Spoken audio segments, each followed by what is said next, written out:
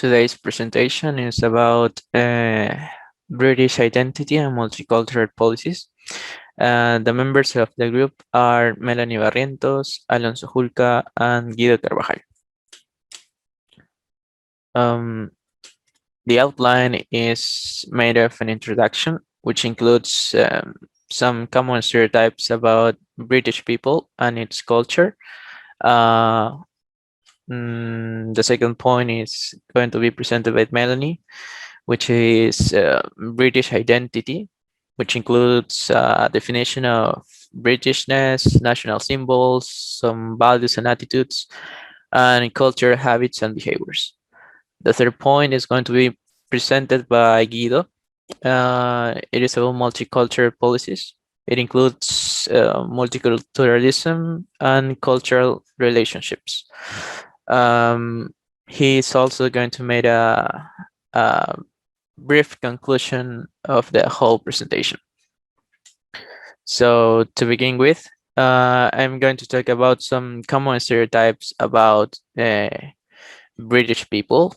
For instance, we have politeness, which historically and nowadays British people has been always associated with good manners by people around the world, and yeah, I consider that it is mainly because of movies influence.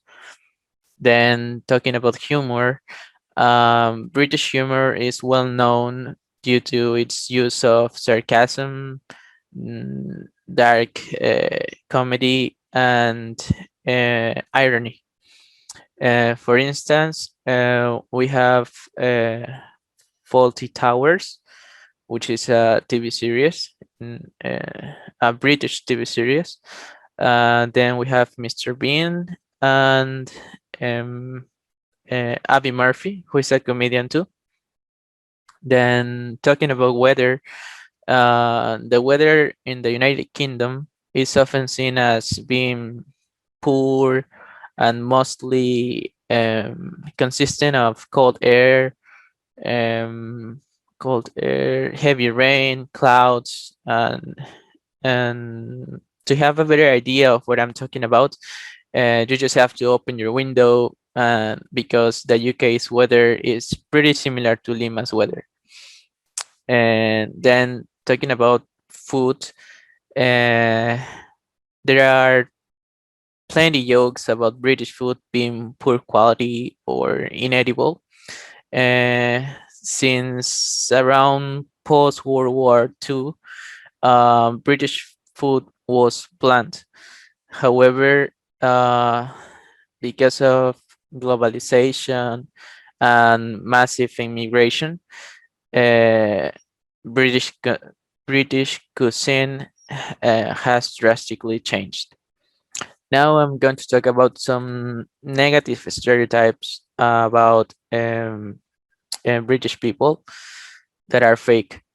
As you can see in the picture, there is a British man who has a dark cloud on the top of his head, and also bad teeth.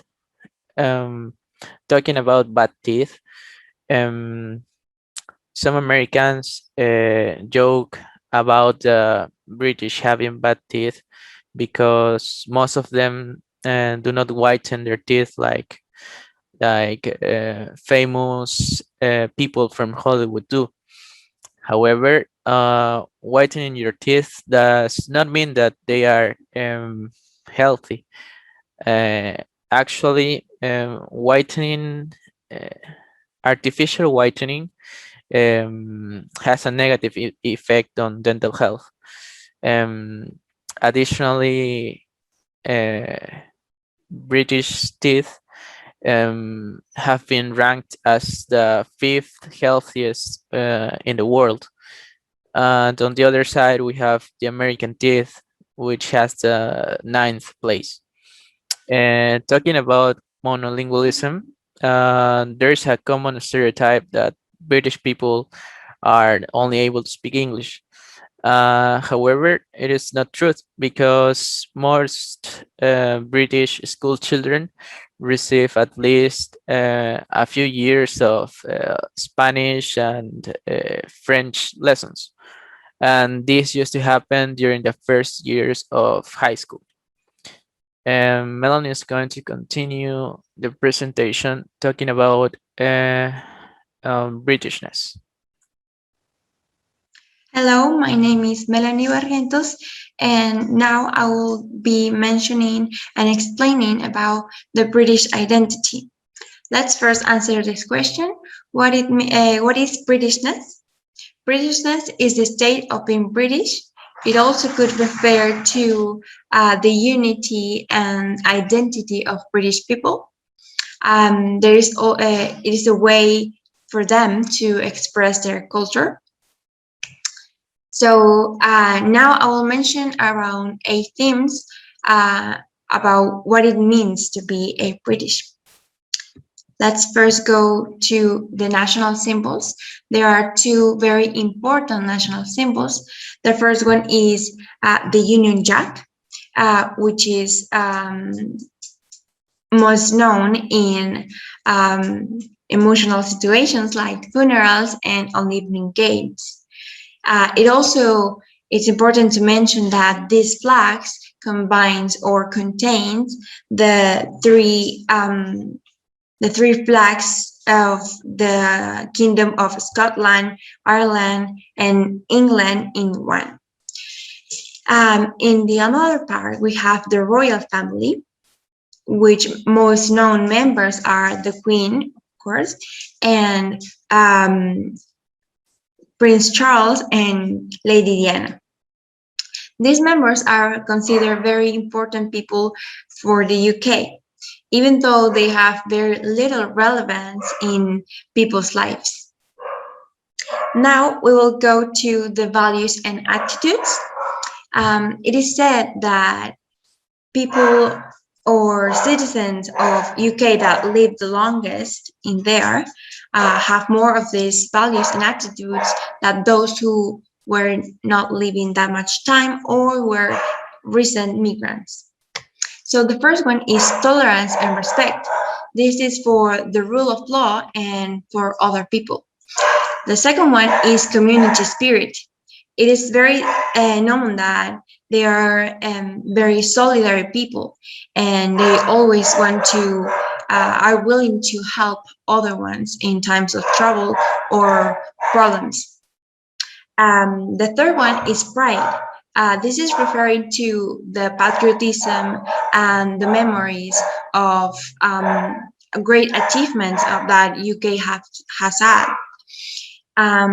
But some people cannot see it this way because some people can see it this as a weight of superiority or arrogance. The fourth one is reserve. It is said that British people are very polite people, so they are very careful that not to offend other people with the words they say. But this is seen sometimes in a negative way as they being kind of hypocrite. Now we will go to the achievements and culture. The achievement is referring to in context of historical and political achievements. But this is not always seen this way, but just for white participants in the UK. In the other side, ethnic minorities participants cannot see it this way because of what happened in colonial history and the negative consequences that it happened at that time. But so they cannot see it at the same way.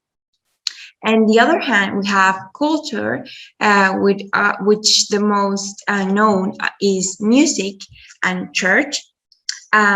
So referring to music is the most known artists or bands, for example, the Beatles or Charlotte or others.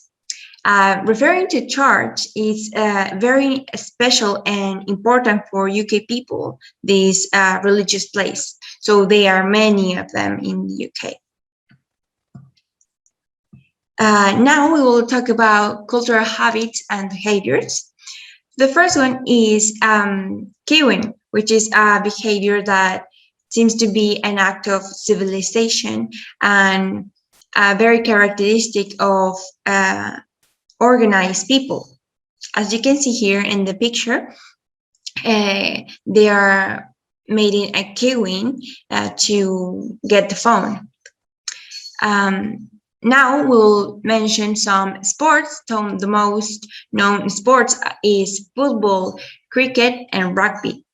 And the times where these sports or the British identity can shine and be recognized and noted is in international contests like the World Cup or the Olympic Games or other test matches. Now, going into food and drink, it is very known that British people, uh, most of the time, eat just fish and chips, as you can see in the picture. Now, also, they usually eat the English breakfast or the cream cheese. So those were some of the cultural habits. Now we will go to the last two. First, the language. So in focus group, sometimes white participants want to any minorities to speak just only in English. So there's an argument if someone could be considered a UK citizen or belong to UK if they speak English or if they don't. So the last one is citizenship. This is more referring to or can be associated with having a passport or also being formally recognized as a citizen. So it can really tell that you are really a British. So that's all for my part. Thank you so much for listening. Now I'm going to talk about multicultural policies. To talk about this topic in the UK, first we have to define it. Multiculturalism is the coexistence of diversity cultures in the same environment, where cultures act as races, religious, and cultural groups. This topic is very controversial in the UK, and it brings debate over modes of dress, language policy, race relations, religious freedom, education policy, court procedure, and immigration. Multiculturalism is also linked to the idea that minority communities should be given distinctive rights, such as the exploitation of minority language or representation in a political way.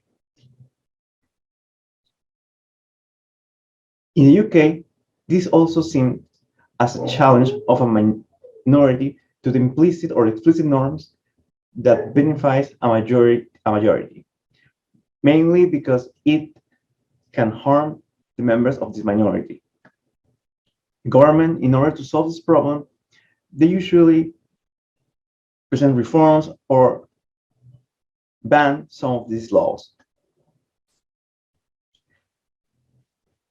This controversial topic comes after the ending of a major event of our history, that is World War II. After the ending of World War II, the Commonwealth tried to make Great Britain the new motherland, so they formed the British National Act in 1948. It granted a majority of individuals in the Empire and Commonwealth the right to immigrate to the UK. It also created a new form of British citizenship conferred on almost everyone who was not a citizen of an independent country. This meant that if you were recognized as a citizen in your country, you could go to the UK and ask for a citizenship for free, and they will give it to you. This was a great idea at first. However, with time, riots started all over the country. People were against this act, but the government could not dissolve it. they only could reform it. So they made the first reform in 1962, limiting the immigration by race. Then it came 1965 and 1968 and 1967, 66, that made reform, but they changed the view of this policy. This policy tried to assimilate all other cultural minorities, well, by bringing them into the UK. But these reforms wanted to change this view and instead of assimilating, they want to integrate them into the British society. And integration at this time was already understood not as a flattering process of assimilation, but as an equal opportunity accompanied by cultural diversity in an atmosphere of mutual tolerance. So what they wanted was equality. However, this immigration with the time caused more problems, and this aggravated by the EU forcing UK to accept a certain amount of immigrants every time something happened in the European Union. So the UK asked for a reform, a drastic reform, and it came with the Brexit. Leaving the Brexit, leaving the EU will grant the UK the national control over immigration. This brings us to cultural relationships. A lot of people compare the Brexit and the immigration case of the UK to the US situation, where Americans don't want more immigrants, well, Latin American immigrants in their country. In the US, they act by discrimination of race because they are against the Latin American immigration. And government laws support this point of view. However, this is not the case of the UK. Yes, they are against immigration, but all kind of immigration. But they not act by discriminating race. They actually look for another reason. People from the UK does not want people that cannot contribute to their development and to their country. So this brings us to the immigration problem, and it has two sides: immigration skepticism and diversity skepticism. As I have said, people are not against immigration. Half of the population that want a reform of immigration also ask for equal opportunities for the immigrants. So what they want is that the immigrants have the same chances as them to produce and to develop in their country. What they don't want is people that cannot bring anything positive to them. And on the other hand, the government actually has supported this view by giving immigrants full political and social rights.